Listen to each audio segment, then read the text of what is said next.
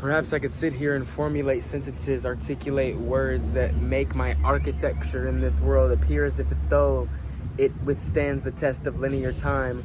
Or I could utilize this divine medium to simply rhyme, to release, to be authentically me, or whatever I think that to be at this moment, whatever thought decides to lead. Looking in the midst of society, it seems that neither me nor anybody that I can perceive externally in this projection of my field of consciousness has the grits, has the awareness to be able to completely unify their primal shadow with their perceived mammalian social acceptability.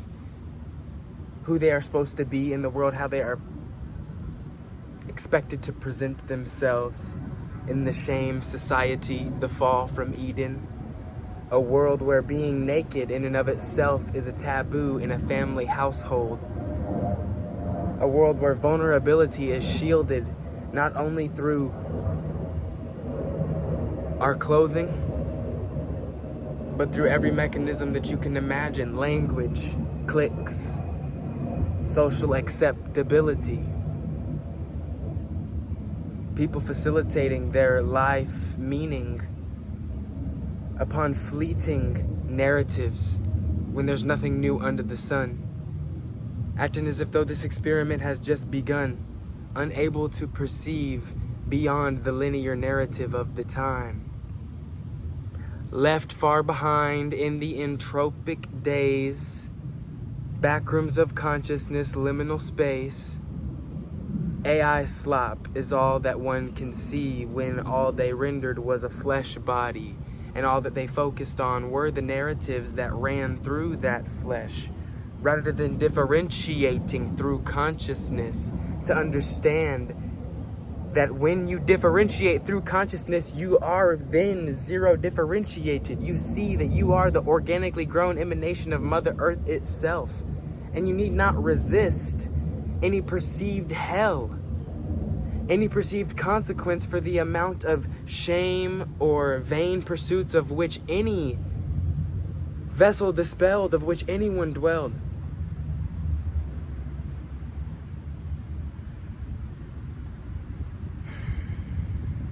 I've been asking myself, how does one wipe memory? If we all could, we would really leave behind all the traumas, obviously, and the traumas are what makes up most of what we know our memory to be, and the narrative of which you see me exhibiting, attempting to articulate words that formulate sentences and make sense on this YouTube video, and you as a localized node watching it, scrolling, however you got to this interface. Hello, it is Rain Cordio, the alias that presents itself to you now. Once again, that is just a memory, fleeting with time. In grace so divine, I ask myself, how do we really wipe? How do we allow ourselves to be free? How do I become the nameless, unborn entity of eternity, of everything, that pure virgin consciousness once more, once again? There's no point to continue to be named and blamed and damned in separation through the self-flagellation and hatred. Damn. Because hatred really is the truest love. At least to a latent observation. At least to the thing that wanted to call out Satan and couldn't admit that it was Beelzebub. Get right, bub. Here we are, observing from above. Back to wiping memory. How does one truly actualize this process? Is it some computer, like Eternal Sunshine of Spotless Mind? I don't believe so. I believe the infantile projection must be swallowed. I believe one must truly be able to look past the trauma, because they can't help but do that anyways, whether it be the feeling that they have to swallow at that moment or the actual projected memory arising along with the feeling, because you can't escape your past to that extent, but you can change how you view it. You can shift the lens. Shifting the lens is the most important thing. Why? Because we cling onto the shame narratives that make us believe that there was any secrecy to begin with, like was stated in the beginning. So how do you wipe memory? You see that there was always infants regulating, no matter how vile, no matter how traumatizing the memory got. Yes. I digress yet, and I don't regret what I'm about to say. The most grotesque projection of any human that you can see was always infantile regulation, an abandoned reptile looking for a titty. This womb, wherein which every deprived being is consistently looking for their pacifier. And some generations pass the fire of the pacifier, and that looks like hell and rains of fire upon experimentation in genetically lab-grown lives of perceived linear time and thoughts congealed into a brain maintaining tension to maintain the story of a name, because you literally cannot have a localized identity running through a somatic body that is supposed to be superconducting like fluid, like water, unless there is active contractions withholding that perceived localized tension. Localized tension is the only thing that creates the feeling of detention of which we live in. This prison, painting it, consistently trying to see how we can formulate new articulations to maintain the same loop. When in reality, the Fibonacci sequence is simultaneous to poop. Because we shit in Fibonacci, literally a spiral. You ever seen a pile of shit?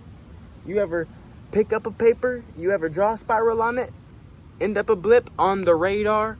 Thinking you're gonna get far in life, but realize that all your narratives were nothing new? That the highest evolution that you could ensue in a temporary flesh body in latent observation was always that of necromancy, was always that of Satan?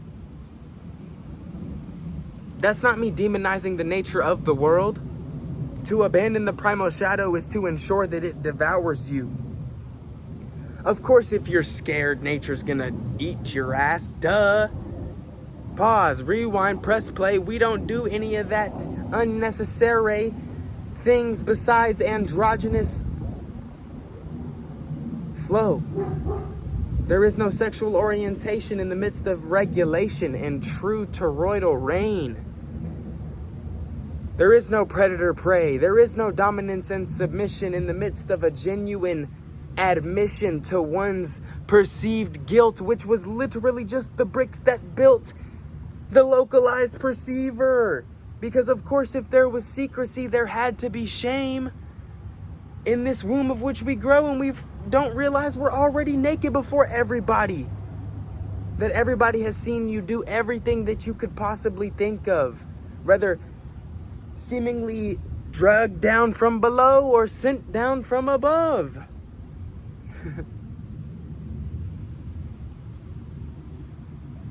To be able to wipe the memory, you have to be able to see it from a new perspective. Only this reconnection and communication with the parts of the body that were neglected can the primal shadow be reconciled with the consciousness. Then it will no longer seemingly be so difficult to differentiate your understanding of eternity with the midst of this body, and you will no longer have to abandon your higher self, your emanations of true spiritual health. Self-sustenance, containment,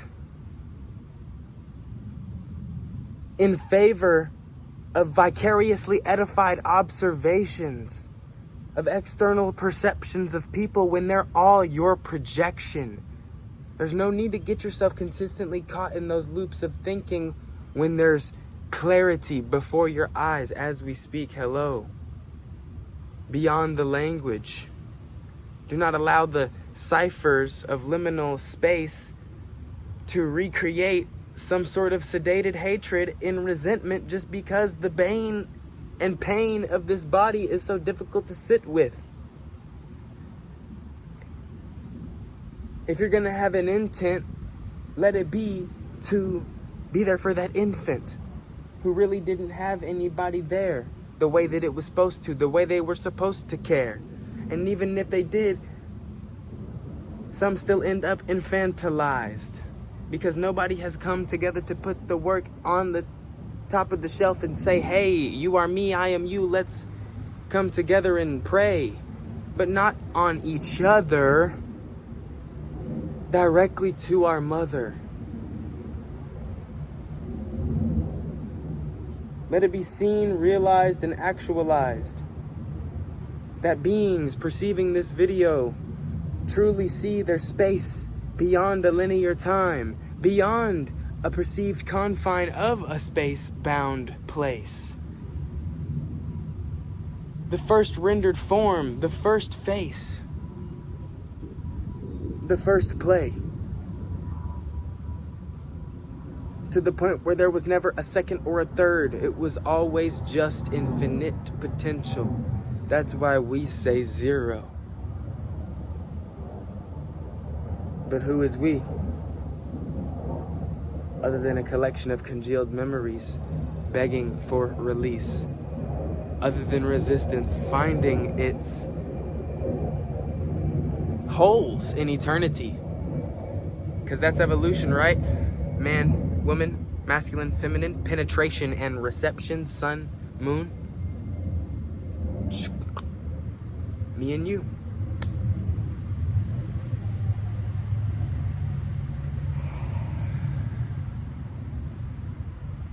So yeah, to the extent that we remain afraid of ourselves is the extent that we perpetuate a perceived hell and continue to give any perceived potential power in the hands of the king mammals, the people who think that they have it down in the temporary time because they have mastered the fear of death. Psych. Not mastered the fear of death, but utilized it to their advantage due to the reptilian survival mechanism of the basal ganglia, however you want to put it. It has no moral understanding.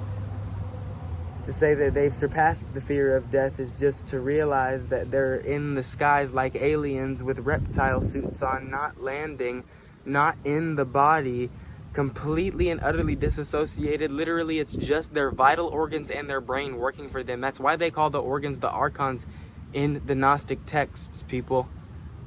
Because when somebody is reduced to just their vital organs working for them and they don't have blood running through their peripheral system and their peripheral awareness is completely severed and there's dark corners across the lattice of their body, completely uninhabited, blood flowing away from places into the brain to maintain some sort of latent perceived observation of vigilance and hyperextension.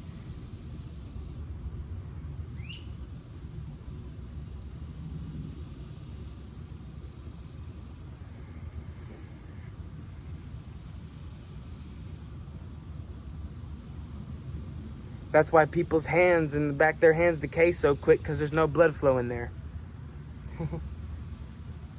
But beyond that, they become something completely away from their own accord. Something that would not care if they just died and were chewed up for food, because its nature is inherently predatory, but that's you. So the only way that it stops itself from continuing to ensue and we no longer have to orient ourselves fighting against this perceived threat is when we realize that we beget ourselves here. That zero creates zero no matter what the emanation looked like in the midst of creation. Because the minute you attach to creation as opposed to the void, you already lost yourself. No wonder we're here. Humility. Under the Most High's canopy. Frolic free. Difficult to see at times when one is identified with the blip. But realize you are the radar.